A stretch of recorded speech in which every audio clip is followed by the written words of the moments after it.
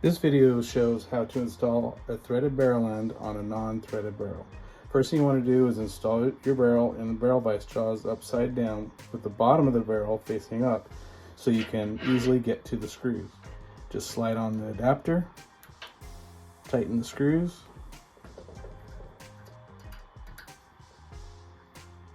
to where it stops and go about that far, and that's all you need to do. That could be the end of the video. But the next thing is if somebody's really worried about this sliding off, and you just loosen this up. And you see these two rings. Take a center punch and punch in the middle. Do this backwards.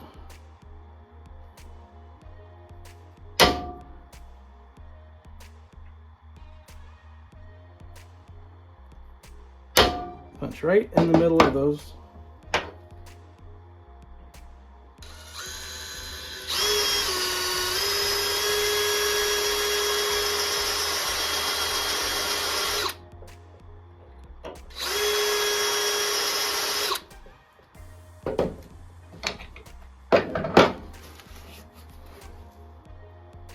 If you don't have an air compressor, just use some compressed air in a can. Now if you want, instead of worrying about those being silver, take your favorite rebluing compound and touch up the silver spots.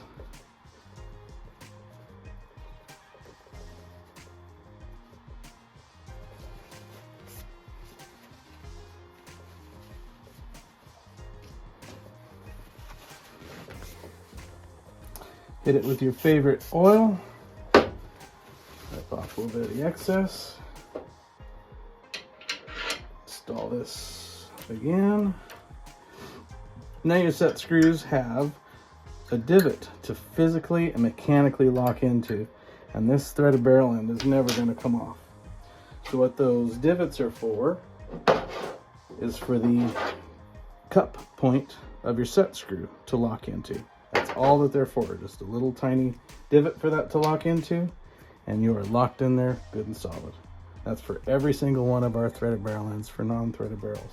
Whether you have a cutout for a front sight or just like this one for a standard AR-15 barrel. Thank you.